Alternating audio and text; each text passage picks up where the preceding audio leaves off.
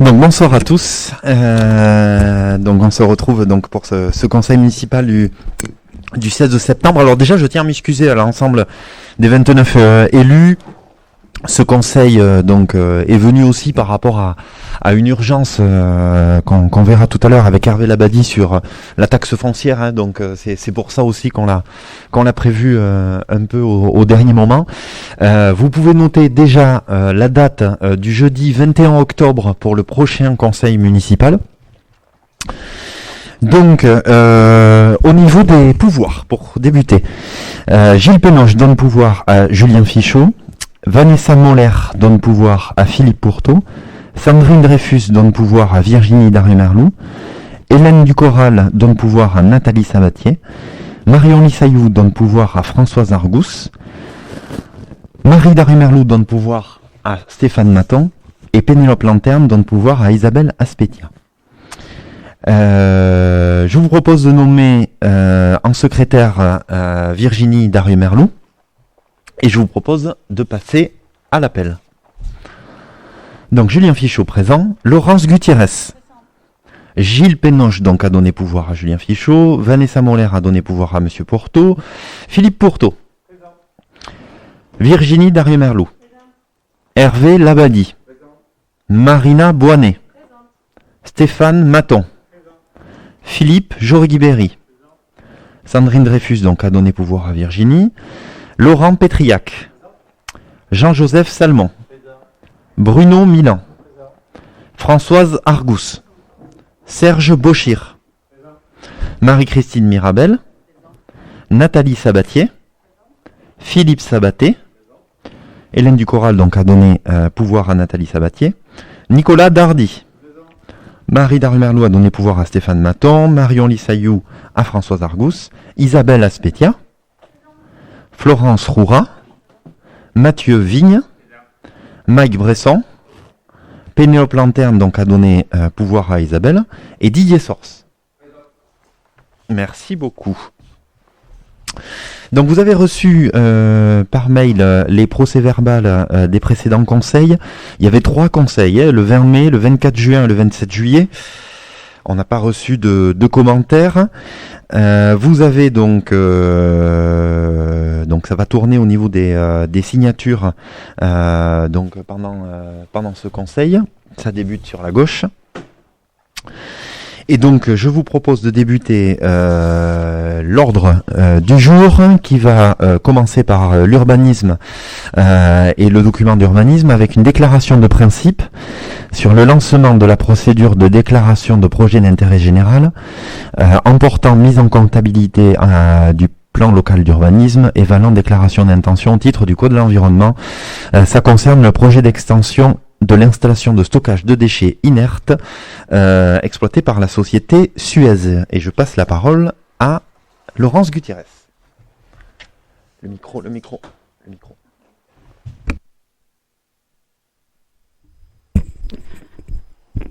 La société Suez exploite une installation de stockage de déchets inertes, une ISDI, dans la zone artisanale d'Ambroise. Depuis une dizaine d'années, cette installation, la seule dans le secteur à accueillir et traiter ce genre de déchets, arrive au terme de ses capacités.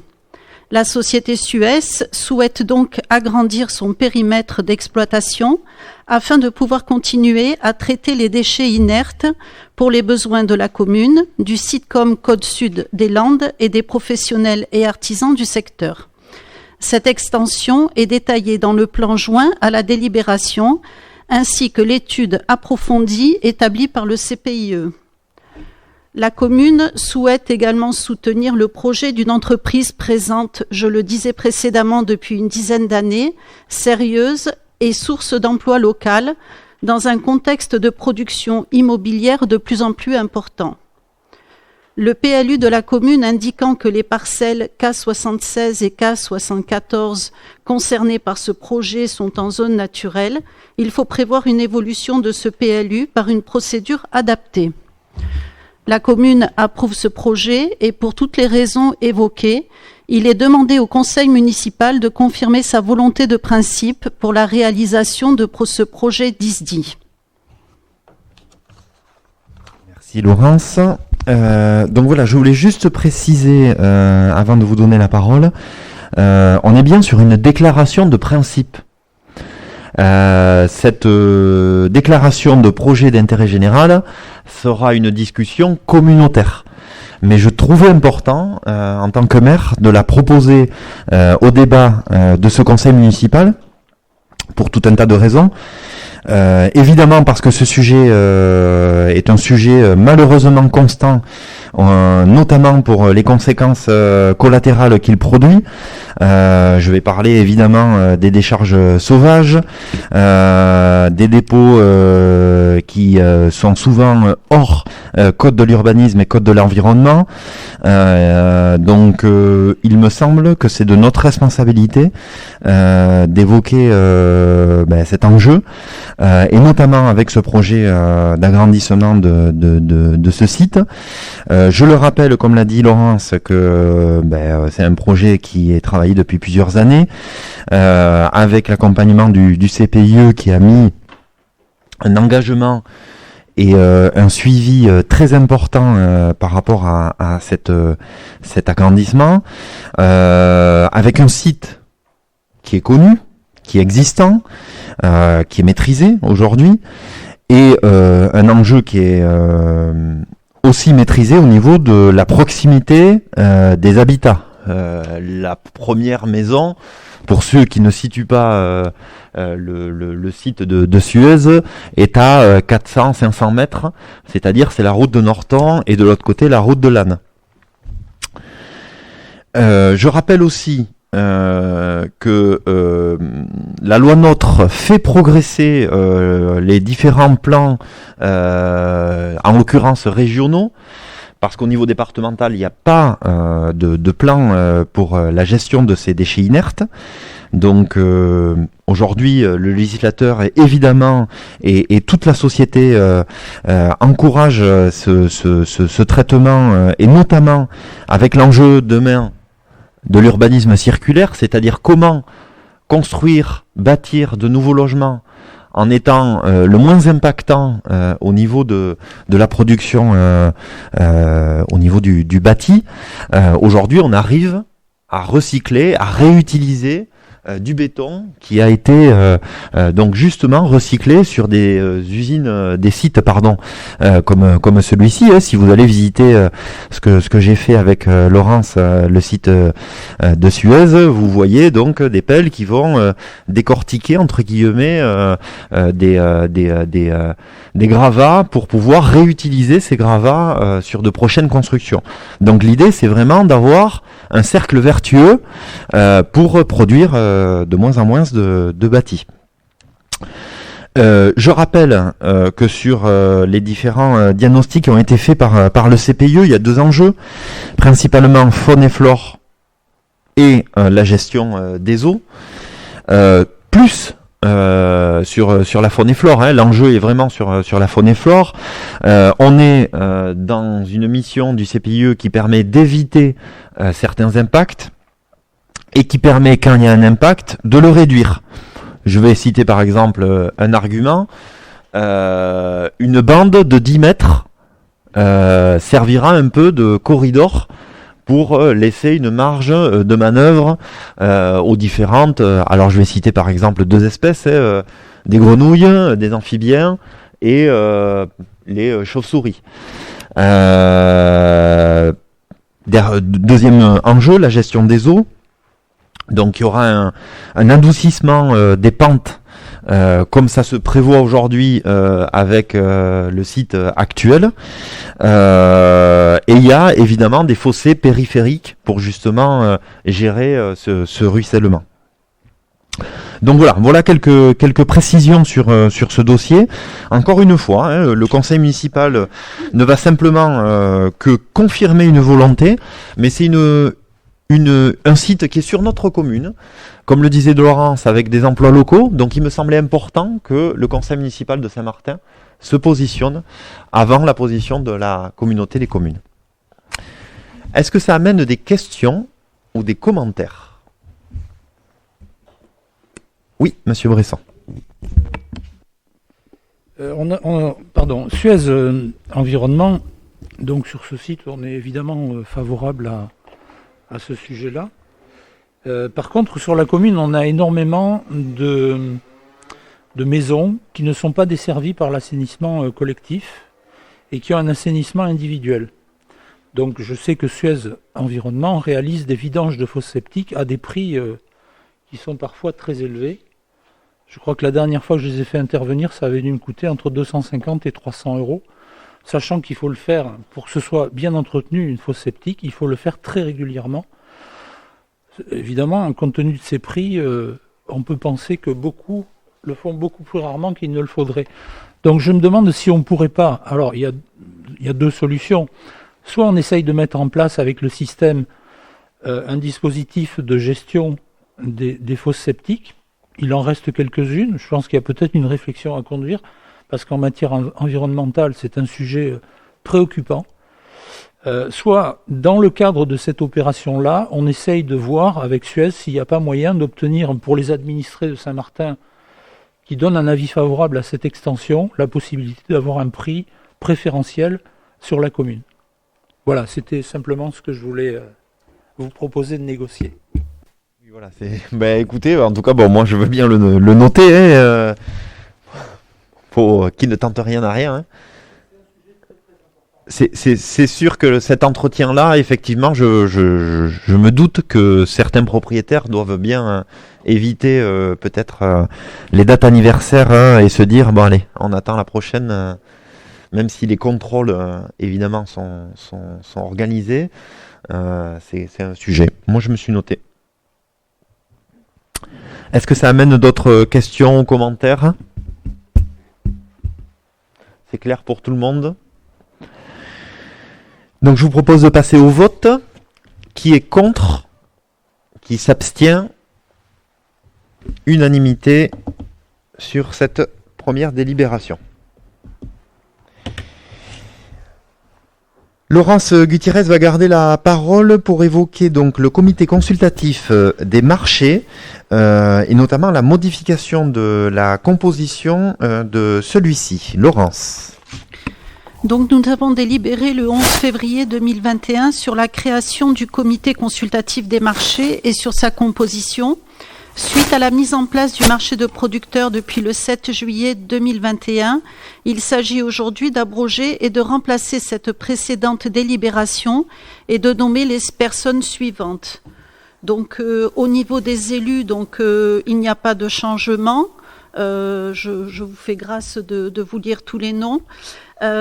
Parmi les membres non élus, donc nous avons gardé les 4 premiers commerçants qui figuraient dans le comité consultatif et nous avons ajouté donc Madame Daniela Chicure qui est traiteur et Monsieur Luc Lafont qui est producteur de fromage. Et les membres de droit n'ont pas changé non plus. Merci Laurence. Bon, vous avez compris que l'enjeu c'était aussi au maximum de trouver des commerçants qui soient à la fois sur le marché du samedi et à la fois sur le marché du mercredi, ce qui est le cas notamment de Monsieur Lafont, le producteur de fromage, qui est sur les deux marchés et qui connaît bien la commune. Donc je trouve que ça c'est aussi un petit plus qui est important. Est-ce que ça amène des questions ou des commentaires ? Je vous propose de passer au vote. Qui est contre ? Qui s'abstient ? Unanimité donc pour cette nouvelle composition consultative des marchés. Donc on va passer donc à la délibération numéro 86, donc la 86e depuis le début de l'année, sur la fonction publique et notamment le personnel titulaire de la fonction publique territoriale, avec la création d'un poste d'apprenti à la crèche et évidemment la mise à jour du tableau des effectifs qui en découle. Et je passe la parole à Hervé Labadie, l'adjoint aux finances et au RH. Afin de lui permettre d'acquérir des connaissances théoriques dans sa spécialité et de les mettre en application, la commune a signé un contrat d'apprentissage avec une jeune serre-martinoise dans le service de la crèche à compter du 1er septembre 2021. S'agissant d'un contrat de droit privé rémunéré, nous devons créer le poste au tableau des emplois comme apprenti à la crèche. Le tableau des effectifs doit donc être modifié en conséquence pour désormais s'élever à 107 postes, dont 96,22 emplois à temps plein. En conséquence, nous vous demandons d'approuver la création de ce poste et la modification du tableau général des effectifs. Merci Hervé. Bon voilà, évidemment, c'est important que la collectivité joue son rôle aussi sur l'alternance. Justement, j'étais cet après-midi en réunion avec la Chambre des métiers et de l'artisanat, où on a évoqué beaucoup ce sujet par rapport à on va dire, tout ce qui concerne l'apprentissage, et notamment le fait, je le dis aussi, que notre territoire est légèrement en dessous de la moyenne des Landes sur le nombre d'apprentis. Voilà, il faut le savoir. Donc voilà, c'est évidemment un point important et la collectivité doit jouer son rôle. Est-ce que ça amène des questions ou des commentaires sur cette délibération? Non. Donc je vous propose de passer au vote. Qui est contre? Qui s'abstient? Unanimité donc pour la création de ce poste à la crèche. Hervé Labadie, donc toujours sur la fiscalité, les finances locales, sur la taxe d'aménagement notamment, et notamment sur le secteur de guitare, avec une proposition de minoration de 20 à 5% du taux de la taxe d'aménagement pour les additions de construction. Hervé, est-ce que tu peux nous expliquer? Alors en 2013, une délibération du conseil municipal a fixé un taux de la taxe d'aménagement sur le secteur Grand Jean à 20%. Sur la commune, il faut savoir que le taux pour ce genre de lotissement était de 5%. Le taux était prévu pour toutes les constructions, et ceci afin de pouvoir financer de lourds travaux d'investissement public pour aménager ce secteur. Initialement destinée à des promoteurs professionnels, cette taxe a également impacté directement des budgets de constructeurs privés. Pour info, le secteur est composé de 166 logements, dont 164 ont été commercialisés et construits à ce jour. Donc 15 logements ont été construits par des propriétaires privés et 149 par des promoteurs professionnels. Il faut savoir que de nombreux recours ont été déposés par ces 5 propriétaires privés. Sans suite favorable, la procédure contentieuse ne trouvant pas à s'appliquer puisqu'il n'y avait aucune régularité dans la mise en place du taux, et quant à la procédure gracieuse, la situation financière des requérants ne justifiait pas une remise de cette taxe. Aujourd'hui, on peut constater que les recettes générées par cette taxe ont permis la réalisation des lourds travaux d'aménagement du secteur, et que ceux à la charge de la commune sont terminés. Il nous paraît donc justifié de réduire le taux de cette taxe pour toutes les additions de construction qui ne nécessitent plus de travaux publics d'aménagement. Aussi, on vous propose de réduire le taux de la taxe d'aménagement de 20 à 5% pour toute addition de construction sur ce secteur, étant précisé que les 2 dernières constructions restant à venir seront taxées au taux de 20%. Merci Hervé. Donc voilà, un sujet complexe au niveau de la fiscalité locale. Et d'ailleurs, j'en profite pour remercier Hervé qui a fortement accompagné cette réflexion, avec une taxe d'aménagement qui a été peut-être mal dirigée et qui aujourd'hui heurtait de plein fouet des particuliers. Donc même si ce n'est qu'un ajustement, ça permet quand même de rétablir sur des petits aménagements annexes quelque chose qui est un peu plus conforme à l'effort que doivent maintenir ces particuliers. Est-ce que ça amène des questions, Monsieur Bresson? Oui.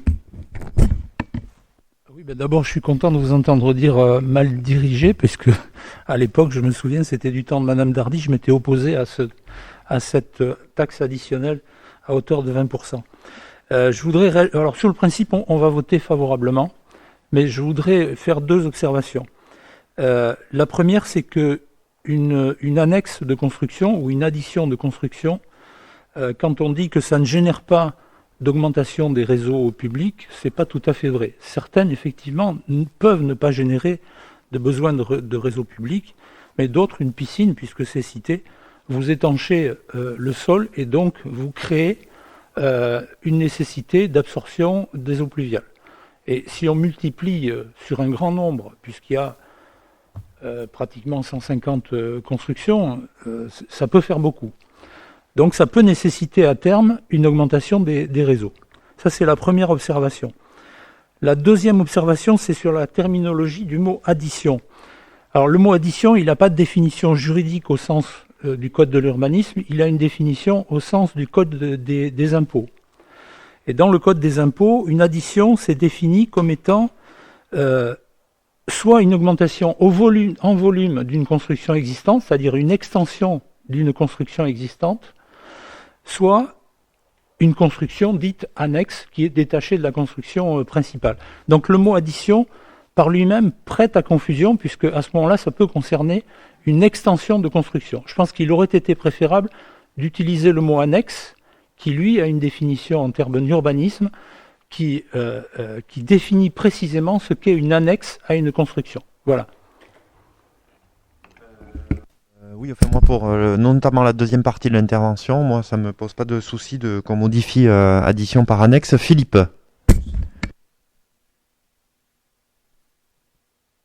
C'était juste une petite précision. Vous citiez l'exemple de la piscine. Alors effectivement, en fonction de la superficie, ça peut engendrer des travaux supplémentaires, mais qui sont à la charge du propriétaire. C'est pas à la charge de la collectivité. S'il y a des bassins de rétention à faire, un puisard, c'est le propriétaire qui le fait en même temps que sa piscine, et il y a un coefficient qui permet de le déterminer.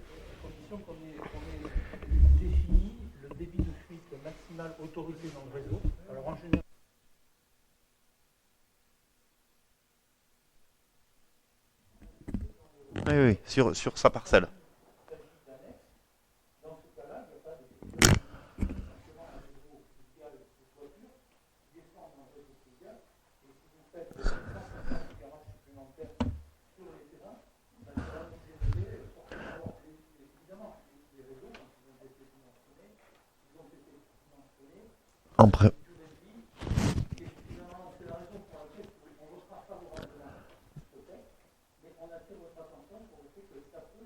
Mais attention, monsieur Bresson, il n'y a pas 150, il n'y en a que 12 là, l'eau. Hein. C'est que pour les maisons individuelles, là. Le reste, c'est que du collectif. Ils vont pas faire de piscine. Hein? Pardon? Est-ce que je peux... Oui, mais en fait, la réalité, c'est que sur ce secteur de guitare, il n'y a que le lotissement Petiton qui est concerné, en fait. Donc, du coup, ça peut être que 12 propriétaires qui vont faire Hervé. Oui, j'ai pas pris tous les chiffres, mais effectivement, il faut savoir qu'il y a à ce jour 164 logements, donc 80 locatifs et 84 individuels. Donc déjà, ça divise par deux les possibilités d'addition de construction, et ne sont susceptibles d'avoir des additions de construction que les 15 constructions de Petiton Gassanet qui ont vraiment de l'espace du terrain. Donc en fait, ça fait 15. C'est ça. Les autres, je pense que tout le monde connaît. Un abri de jardin peut-être, une piscine. Moi, je vois pas construire des piscines. Mais bon, en tout cas, au pire, c'est 50% des logements. J'ai dit 12 ou c'est 15. Oui, exact. c'est 15, 15 mais ça peut être pris en charge, d'où le... Bon, voilà, qu'il n'y aurait pas de travaux supplémentaires. Je propose aux 29 élus sur le dernier considérant, donc, on est d'accord, de modifier donc par addition, donc on supprime addition et remplace par annexe. Est-ce que ça amène des commentaires? Ça va tout le monde aux 29 élus? Allez. Je vous propose de passer au vote. Qui est contre? Qui s'abstient? Et donc, délibération à l'unanimité pour la taxe d'aménagement. Donc on va continuer donc sur le volet financier. Donc justement l'objet de cette décision qui devait intervenir avant le 1er octobre 2021. Donc la limitation de l'exonération de taxes foncières pendant 2 ans en faveur des constructions nouvelles à usage d'habitation. Et donc je passe la parole à Hervé. Alors l'article 1383 du Code général des impôts prévoit une exonération de la taxe foncière des propriétés bâties à usage d'habitation pour les 2 premières années qui suivent l'achèvement de la construction. Jusqu'en 2021, les collectivités locales pouvaient décider de ne pas appliquer cette exonération, et d'imposer à la taxe foncière les constructions nouvelles dès la première année d'occupation. La réforme de la fiscalité locale voulue par le gouvernement entraîne un changement à partir de 2022. Le principe de l'exonération de 2 ans pour l'apport communal reste en vigueur et peut s'appliquer à toutes les constructions nouvelles ou la limiter à celles qui ont été financées au moyen de prêts aidés de l'État prévus aux articles L301.1 à L301.6 du Code de la construction et de l'habitation ou de prêts conventionnés des autres constructions. Mais désormais, la commune qui ne veut pas appliquer cette exonération peut, par délibération prise dans les conditions prévues à l'article 1639 A bis et pour la part qui lui revient, limiter l'exonération à 40, 50, 60, 70, 80 ou 90% de la base imposable pour toutes les constructions ou la limiter aux constructions financées sans prêt aidé par l'État. Comme disait M. le maire, cette délibération devait intervenir avant le 1er octobre. Pour être mise en place l'année suivante, il fallait absolument que l'on délibère avant la fin du mois. Jusqu'à présent, la commune de Saint-Martin avait décidé de ne pas appliquer cette exonération de 2 ans pour les constructions nouvelles. En conséquence, et parce que il faut savoir que l'exonération proposée par le gouvernement n'est pas compensée pour les communes dans les recettes. En conséquence, nous proposons pour 2022 de limiter à 40% de la base de la taxe foncière pour les propriétés bâties l'exonération pour les constructions nouvelles financées au moyen de prêts classiques ou de fonds propres. Les immeubles financés au moyen de prêts aidés de l'État ou de prêts conventionnés bénéficieront quant à eux de l'exonération intégrale de la taxe foncière sur les propriétés bâties pendant les 2 premières années qui suivent l'achèvement du local. Merci Hervé. C'était, je pense, clair pour tout le monde. Donc évidemment, bon, c'est une délibération où je pense chacun a compris les enjeux. L'idée, c'était en tout cas pour nous important de maintenir cette exonération pour les primo-accédants, notamment avec les revenus les plus modestes ou en tout cas les revenus qui permettent de souscrire un prêt aidé par l'État. Le prêt aidé par l'État, c'est le prêt à taux zéro, c'est le prêt à l'accession sociale, voilà, c'est tous ces prêts-là. Donc ces prêts aidés encouragent la primo-accession et Dieu sait si nous en avons besoin aujourd'hui sur Saint-Martin pour renforcer ce parcours résidentiel, parce qu'on voit bien que ces derniers mois les acquisitions de maisons explosent en termes de prix. On observe sur certains endroits une augmentation sur une année de 30 à 35% des prix. Vous m'avez bien entendu, 30 à 35%. Donc je trouvais vraiment important que la collectivité puisse garder cette exonération pour les prêts aidés et les revenus les plus modestes, en tout cas les revenus qui respectent les normes de ces prêts. Pour le reste, sur les personnes qui ont un apport personnel en totalité ou qui n'ont pas droit à ces prêts, comme l'a dit justement Hervé, ça veut dire que leurs moyens sont confortables et que là, en l'occurrence, qu'ils participent d'une manière plus forte à l'effort collectif me paraît en tout cas important en termes de justice fiscale. Est-ce que ça amène des commentaires ou des questions, Monsieur Bresson?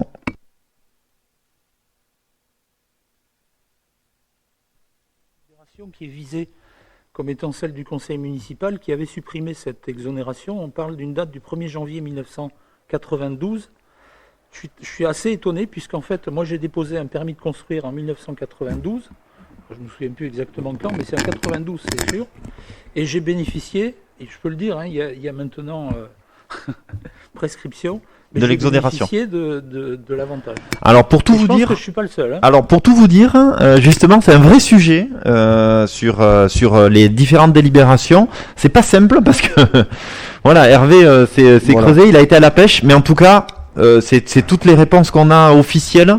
C'est bien cette date de 92. Alors, Fait un Hervé parce que voilà, je peux. Alors j'ai la délibération du 36-92 qui prévoit que l'exonération de taxes foncières pour tous les immeubles à usage d'habitation achevés à compter du 1er janvier 1992, supprime l'exonération de taxes foncières de 2 ans pour tous les immeubles à usage d'habitation achevés à compter du 1er janvier 92. Donc là, les achevés, pardon. Non, mais J'enlève, voilà. J'ai compris. Donc, attends, j'y vais. Et la délibération applicable en 2014, bon, je suis un peu remonté, voilà, ne donne pas de date de délibération. La seule date de délibération sur ce tableau, c'est la suppression de l'exonération de 2 ans pour tous les locaux d'habitation 36-92. C'est-à-dire en 2014, ça confirme cette date. Oui. Alors effectivement, on a une interrogation sur les exonérations possibles pour des logements financiers avec les taux aidés ou subventionnés. Honnêtement, j'ai pas la réponse. Non, mais alors j'ai compris pourquoi j'ai pu bénéficier de cette exonération. C'est parce qu'en fait, la délibération avait un caractère illégal, en ce sens qu'elle parlait, étant prise au mois de juin, d'une non-exonération pour les constructions terminées au 1er janvier. Or, une loi ne peut pas avoir un effet rétroactif. Bon. Et donc, j'ai dû déposer mon permis avant la délibération et bénéficier ainsi, effectivement, de la... Bon. Après, il faut savoir, et Philippe s'adapter le dira mais comment, il y a X exonérations applicables en fonction des conditions, des prêts, des âges, des revenus et compagnie. Je veux dire, si vous voulez, j'ai un tableau, mais sinon, voilà. Enfin, en tout cas, je crois que ce qu'il faut retenir, c'est que là, on applique cette exonération limitée à 40% et on officialise que toutes les constructions qui ont bénéficié de prêts aidés ou subventionnés seront exonérées pendant 2 ans. Et dorénavant, à partir de 2022, ça sera clair. Oui, juste petite précision, effectivement, en matière de fiscalité locale, pour qu'une délibération s'applique au 1er janvier N, il faut qu'elle ait été prise en N-1 avec un certain délai de date. Voilà.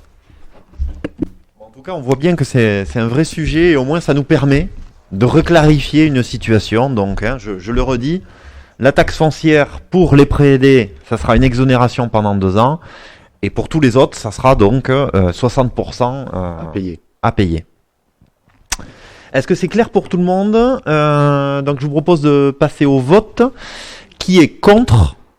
Qui s'abstient? Unanimité sur ce sujet de la limitation de la taxe foncière. Merci beaucoup. Je vous propose donc de passer à l'avant-dernière délibération avec l'adaptation aux règles comptables de la M57, des annulations de mandats et de titres du budget annexe de l'assainissement sur le budget principal. Bon, ça c'est une loi de finances qui a pour impact de tête les collectivités au 1er janvier 2024, mais que du coup on anticipe, c'est une histoire d'anticipation il me semble. C'est ça. Hervé. Alors, je vais essayer d'être le plus clair possible. La fusion voulue par la Direction générale des finances publiques du compte administratif tenu par la collectivité et du compte de gestion tenu par le Trésor public entraîne une modification des règles comptables précédemment appliquées. Nous avons adopté la mise en place de la nouvelle nomenclature M57, donc l'ensemble de ces règles, à compter du 1er janvier 2023. Cette nouvelle nomenclature nous oblige à apporter des modifications comptables dès le budget 2021. L'ancien budget annexe de l'assainissement a été arrêté suite au transfert de la compétence de l'assainissement au SIDEC via la communauté de communes en 2020. Toutefois, il peut subsister certaines opérations de régularisation comptable concernant cette activité. Pour cela, on avait dédié dans le budget principal 2021 le compte 67 charges exceptionnelles pour les dépenses et le compte 77, produits exceptionnels pour d'éventuelles recettes. Ces comptes ne sont pas repris dans la nouvelle nomenclature. À conséquence, nous vous proposons d'utiliser les comptes 65, autres charges pour les dépenses, et 75, autres produits pour les recettes, pour les futures opérations concernant la régularisation de l'ancien budget d'assainissement afin de permettre la continuation du compte jusqu'à complète fermeture. Il n'en résulte aucune conséquence pour le résultat final du budget général. En conséquence, nous vous proposons d'adopter cette modification comptable sur le budget 2021. Merci Hervé. Est-ce que ça amène des questions ou des commentaires ? Je serais étonné sur ce genre de délibération, mais bon. Mais, merci Hervé. Merci Hervé qui a toujours le souci d'essayer de nous faire comprendre, même si c'est pas forcément atteint à chaque fois, je te le dis honnêtement Hervé, mais en tout cas on pioche quelques éléments et c'est en tout cas pour moi pratique d'avoir deux agents des impôts qui nous guident un peu sur ce sujet si important. Je vous propose de passer au vote. Qui est contre, qui s'abstient. Unanimité sur la M57, ça fait un peu film de James Bond, hein, M57. C'était M4. Pour la dernière délibération, donc, je vous propose de passer la parole à Virginie Darmerlou, l'adjointe à la vie sociale et aux solidarités, donc la convention de partenariat avec l'association Aider Haïti dans le cadre d'un projet de solidarité internationale. On en avait déjà parlé il y a quelques semaines en conseil, on avait même, au-delà d'en parler, on avait voté à l'unanimité, et Virginie va nous expliquer pourquoi on revote. Donc la solidarité est une valeur très importante que l'équipe municipale majoritaire et moi-même souhaitons mettre au centre de notre action politique. Nous voulons une action sociale et solidaire forte en faveur des habitants de Saint-Martin et du territoire local, mais nous voulons également agir en matière de solidarité internationale. C'est pourquoi on a souhaité soutenir l'association Aider Haïti, présente à Saint-Martin depuis plus de 10 ans dans l'une des missions menées, à savoir l'accès à l'eau potable pour les Haïtiens. Nous avons travaillé en partenariat avec les membres de cette association, notamment M. Dombris, président de l'association, et M. Ramad, technicien des eaux, qui est présent sur place. C'est lui qui coordonne et qui assure donc toutes les démarches en amont des travaux, mais qui va aussi assurer tout le suivi des travaux en formant notamment certaines personnes localement. Donc cette fois-ci, le projet concerne la commune de Rivy-la-Porte et va permettre l'accès à l'eau potable pour environ 400 habitants. Nous avions approuvé le portage de ce projet par la commune lors du conseil municipal du 8 avril 2021, ainsi que le plan de financement. Aujourd'hui, je vous demande d'approuver la convention de partenariat entre la commune de Saint-Martin et l'association Aider Haïti. Cette convention prévoit les modalités de versement des subventions attribuées, le calendrier du chantier, les engagements de chaque partenaire, ainsi que les modalités de contrôle et d'évaluation de la mission. Merci Virginie. Donc voilà, donc là vous avez les différents montants, des répartitions. Donc je ne sais pas si ça amène des questions ou des commentaires. Bon, on l'avait déjà évoqué ensemble ce projet.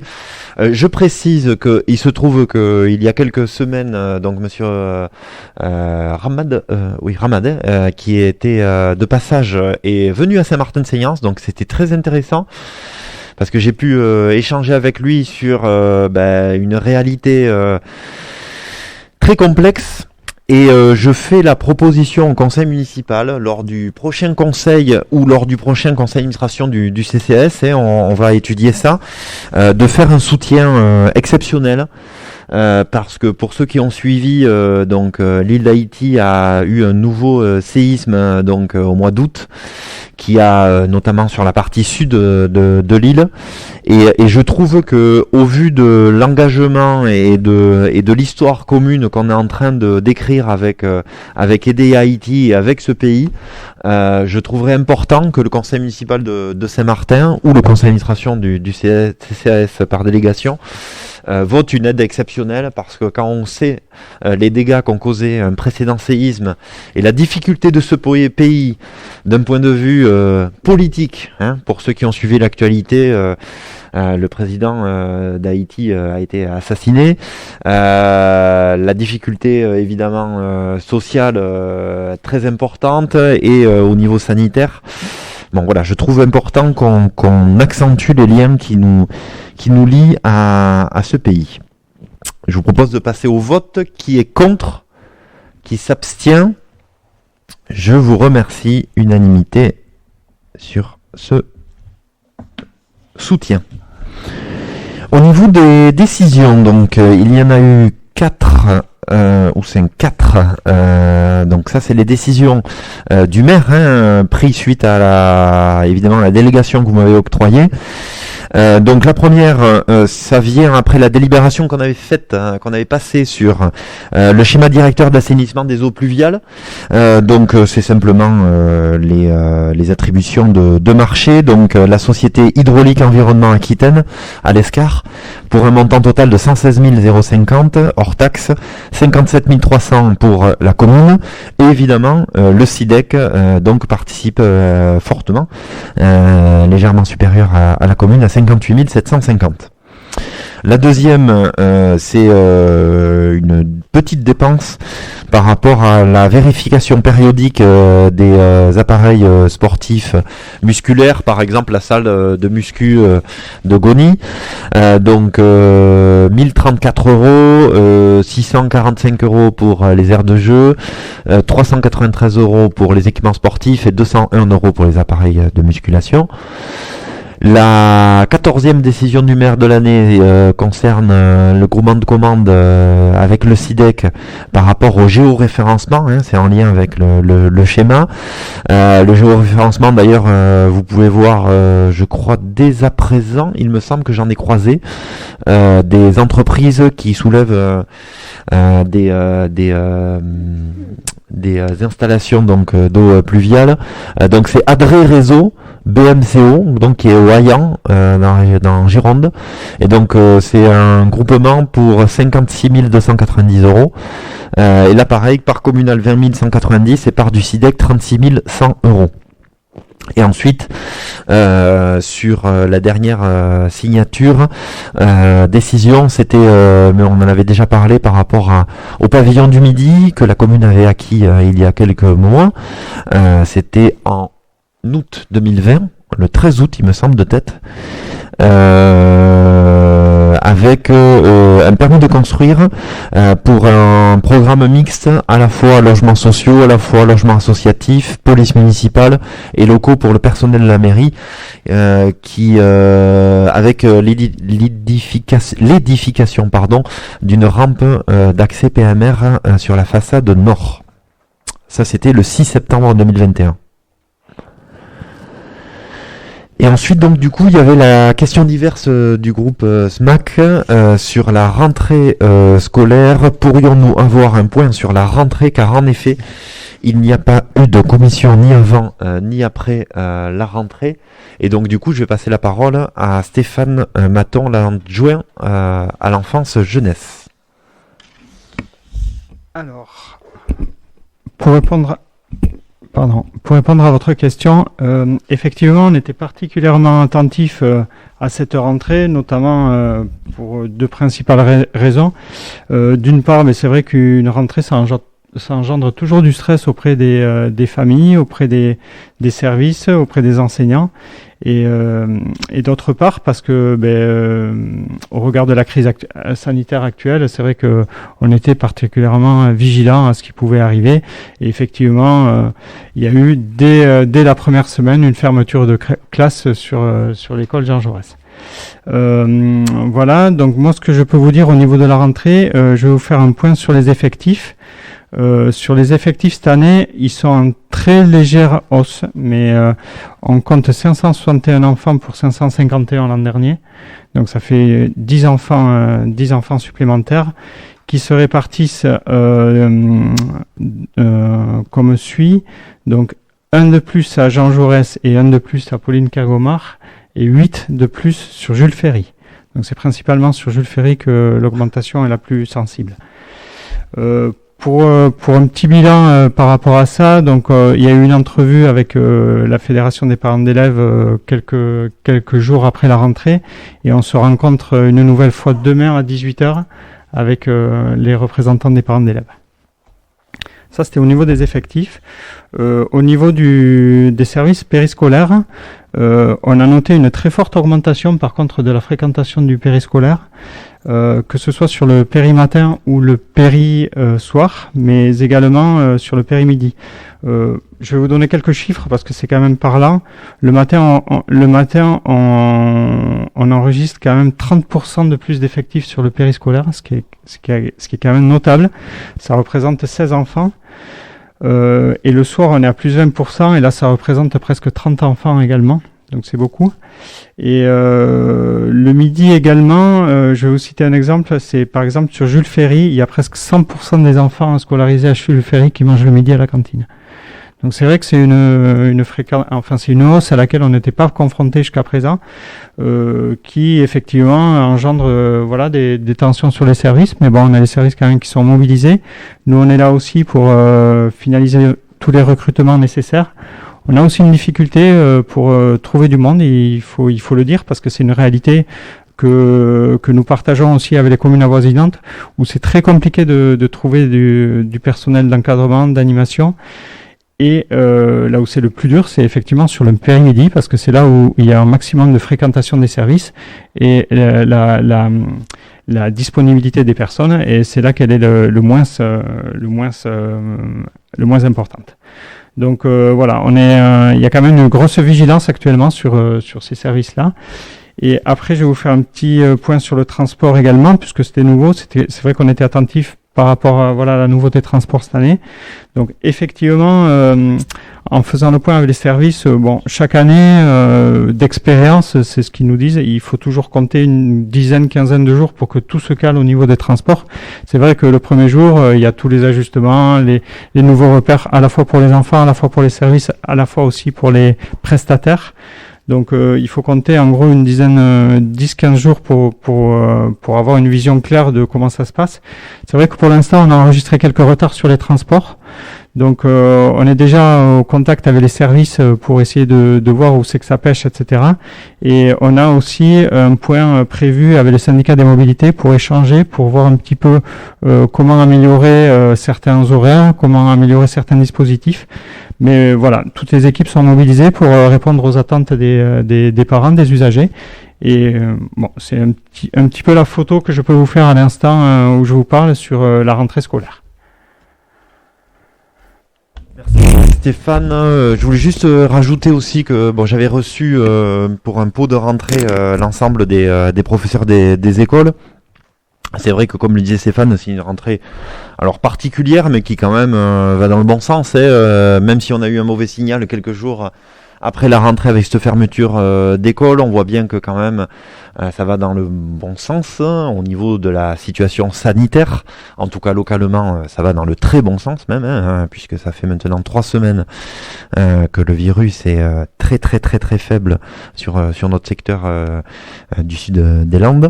Donc voilà, c'était. Je peux juste rajouter aussi qu'au niveau des équipes éducatives, il y a eu quelques nouvelles arrivées au niveau des professeurs des écoles, et c'était un moment intéressant pour échanger avec eux sur les difficultés quand même qui étaient quand même assez fortes au niveau des enfants, parce que rappelez-vous, au début de la crise sanitaire, on disait oui les enfants s'adaptent. Oui, ils se sont adaptés jusqu'à un certain point. C'est comme le reste de la population. Au bout d'un moment, cette crise sanitaire, elle a eu quand même un impact sur eux, psychosociaux. On a eu énormément de signalements. Il y a eu une augmentation assez notable du nombre de signalements sur la commune. Donc voilà, donc c'est un vrai sujet. Donc il faut qu'on maintienne notre attention sur ces points si importants au niveau de l'enfance-jeunesse. Oui, Isabelle.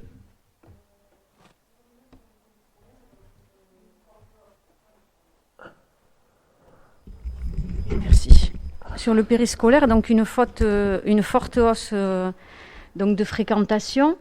Mais vous le saviez avant, ça c'est pas le jour de la rentrée que vous l'avez découvert. Avec les inscriptions, vous aviez déjà vu qu'on allait avoir cette hausse à la rentrée, et que donc il fallait recruter du monde, ou vous l'avez découvert parce que les gens se sont inscrits au dernier moment? Oui, alors je passe la parole à Stéphane, mais c'est sûr que les inscriptions le mardi... Effectivement, tu as raison, il y a une combinaison de facteurs qui fait qu'on a découvert relativement tard le nombre de personnes inscrites au périscolaire. Ça parce que effectivement il y a eu du retard sur les services, il y a eu aussi du retard sur les inscriptions. Donc ce n'est que tard qu'en fait on a eu cette vision sur les fréquentations qu'aujourd'hui on constate. Et donc c'est aussi pour ça qu'aujourd'hui il y a un petit peu la course au recrutement. Mais c'est une combinaison de facteurs qui a fait que voilà la vision elle est arrivée que tardivement au niveau des services, quoi. C'est peut-être aussi parce que les dossiers d'inscription cette année ont été quand même distribués très tard et ont été distribués alors que certains étaient déjà partis en vacances, puisque je crois que, si je ne me trompe pas, ils ont été distribués le 5 ou 6 juillet. Oui, mais après, c'est sûr, hein, de toute façon, on savait qu'il y avait les élections, il y avait le personnel qui était mobilisé sur les élections. Il y a eu après également le personnel mobilisé sur les inscriptions de transport. Donc tout ça combiné fait qu'on n'a pu que constater tard, en fait, cette fréquentation-là. Mais bon, voilà, c'est... C'est la première année qu'il y a des élections. Presque chaque année, on a des élections et oui, c'est d'accord. la première année où il y a un tel retard. Et donc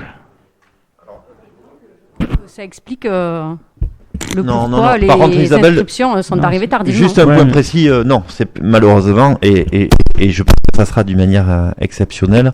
C'était même une année exceptionnelle au niveau des élections. Il n'y a jamais eu d'élections aussi tard. Avec le contexte sanitaire, je te rappelle que les élections ont été repoussées et qu'ils ont eu lieu donc en fin juin 2021. Donc non, c'est pas du tout habituel. C'est le contraire même. C'était exceptionnel. Oui, mais enfin bon. Si les dossiers auraient pu être distribués avant, même si après ça restait, mais bon. Au moins les parents les auraient eu avant les vacances scolaires. Là, comme l'a dit Stéphane, et on va pas rentrer dans le détail parce que pour moi, je veux dire, on parle d'un épiphénomène. Hein, la réalité, c'est que chaque rentrée, il y a toujours une situation différente. Hein, on apprend, on est là pour gérer, élus et agents. Moi, en tout cas, comme l'ont dit les parents d'élèves, en tout cas, il n'y a pas eu de signalement particulier au niveau des parents d'élèves. Donc c'est ça l'un des baromètres qui est important, hein, c'est la satisfaction des parents sur cette gestion-là. Moi, depuis 15 jours, je fais le tour des cantines, des accueils du soir, des accueils du matin. J'ai pas eu, effectivement, comme on le disait, voilà, il y a une situation, une rentrée, c'est une rentrée. Hein, une rentrée, il y a toujours un ajustement en fonction des fratries, en fonction de nouveautés, en fonction de... Voilà, on gère de l'humain. Donc c'est normal. En tout cas, ce qui est important, c'est que, comme le dit Stéphane, au bout de 10-15 jours, on voit qu'aujourd'hui, déjà depuis le début de la semaine, on voit bien qu'il y a eu beaucoup moins de sujets d'actualité sur la rentrée. Une autre question en ce qui concerne les transports, sachant que donc cette année, il n'y a que 2 bus. Est-ce qu'en capacité, ça suffit ou il faut ajuster ? Alors, ça fait partie des réponses qu'on a amenées. Hein. Il y a eu donc une réponse qui a été amenée par rapport aux capacités. Mais attention, hein, encore une fois, comme tu le sais, Isabelle, hein, puisque tu le disais tout à l'heure, hein, une rentrée, on peut jamais trop savoir un mardi sur l'autre qui va prendre le bus, qui va pas le prendre, puisque il y avait le double de personnes. C'est alors le rapport, je me rappelle plus, mais il y a 200. Entre le nombre d'inscrits officiels au niveau des services de bus et le nombre d'usagers réels, il y a un gouffre. Donc ça, c'est sûr qu'on peut pas... on a déjà ajusté depuis le début de la rentrée, et si ça se trouve, il faudra continuer à ajuster. Hein, ça, on le fait très tranquillement. Et après, pour tout ce qui concerne les détails, Stéphane l'évoquera en commission... enfant jeunesse. Le maître mot, c'est qu'on est là pour accompagner les parents, on est là pour accompagner les usagers, on travaille au quotidien, tous les jours, on regarde ce qui se passe, et c'est vrai qu'on s'adapte en fonction de l'évolution de ce qu'on peut constater sur le terrain. Donc, en tout cas, tous les services sont mobilisés, les élus sont mobilisés, tout le monde participe et contribue au quotidien pour... en tout cas, un point essentiel, c'est que on se doit chaque jour de faire en sorte de faire cette éducation par rapport au transport en commun, et que ce transport scolaire, il est très précieux pour cela. Et la collectivité mettra toujours en avant ce transport scolaire plutôt que la voiture individuelle avec un parent qui vient amener les enfants. Donc la réactivité qui met la collectivité depuis le début de la rentrée, mais dans les semaines et mois à venir également, elle est vraiment importante parce que le cap politique, c'est vraiment de promouvoir ce transport scolaire et l'usage aussi des déplacements doux avec le Carapate qui va être relancé. On va, dans les jours et semaines à venir, avoir un Carapate qui va être sur l'ensemble des établissements scolaires, c'est-à-dire à la fois dans le primaire, mais également dans quelques semaines sur le collège. Donc voilà, donc ça c'est vraiment un objectif double entre le transport en commun et les déplacements doux. Juste, je rajoute que sur le transport scolaire aussi, on a découvert cette année de nouvelles règles qui n'étaient pas forcément des règles appliquées précédemment par les prestataires du transport. Et c'est vrai que ça nous a un petit peu guidés sur les circuits, sur les arrêts qui sont desservis, quoi. À savoir par exemple que il y a des endroits où le bus allait passer sur des voies privées. Aujourd'hui, la réglementation du transport scolaire ne l'autorise pas. La réglementation du transport scolaire n'autorise pas les demi-tours ou les marches arrière des bus de transport d'enfants, chose qui était faite précédemment. Donc c'est vrai que ça aussi, ça contraint l'opérateur de transport à réviser un petit peu les parcours qui existaient précédemment. Merci Stéphane. Donc, oui. Je voulais juste savoir si on a commission, parce que on avait mis cette question en conseil, parce qu'on a reçu la convocation pour mercredi, 1 heure avant le conseil. Bien sûr, Isabelle. Je me suis évidemment, posé la Isabelle. question. Puis, alors chaque fois que la minorité nous demande, chaque fois que la minorité nous demande quelque chose, on essaie d'être le plus réactif possible, ça, Isabelle. c'est ça. Donc je t'encourage à réclamer chaque à chaque commission. fois. Moi, j'ai posé 2 jours de vacances depuis que j'ai reçu la question, là, depuis lundi, en fait. Et je me suis dit, il faut que je prépare la commission pour la semaine prochaine. Donc, j'ai de la chance parce que mon employeur m'a octroyé les 2 jours. Ben écoute, je pense quand on est adjoint, on a des délégations, et je pense que voilà. C'était une blague en fait. Tout le monde avait compris. Merci à tous. On se retrouve donc le jeudi 21 octobre. Alors, attention, point essentiel, c'est terminé pour Émile Cross. On se retrouve le 21 octobre à la mairie de Saint-Martin-Seignanx, salle du Conseil, puisque toutes les situations exceptionnelles d'organisation des conseils se terminent au 1er octobre. Oui. Oui.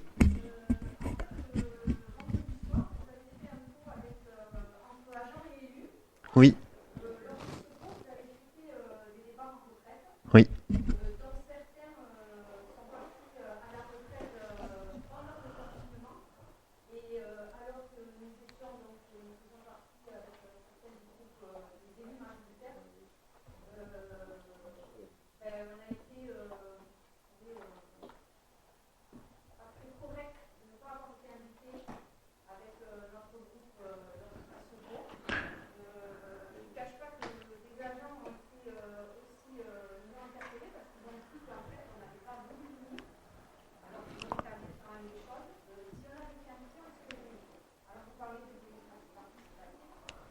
Non, ça n'a rien à voir avec la démocratie participative, ça. Non, non.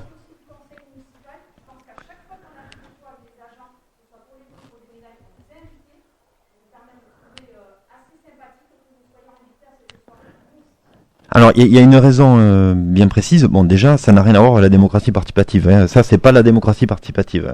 Il faut arrêter de parler de démocratie participative.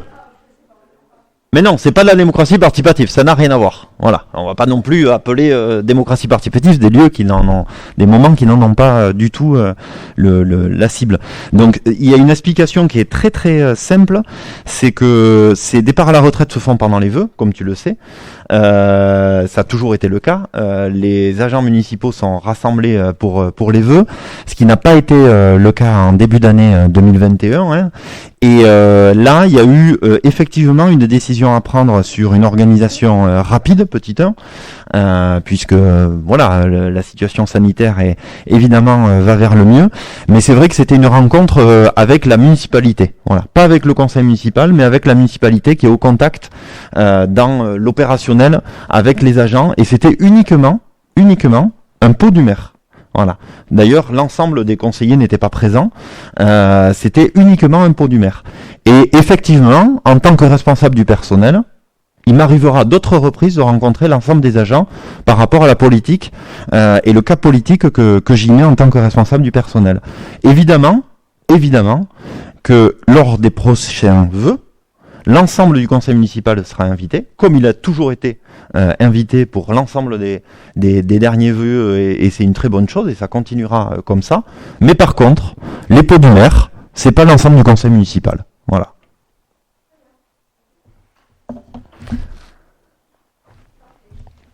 Merci beaucoup. Bonne soirée à tous, et on se retrouve le 21 octobre.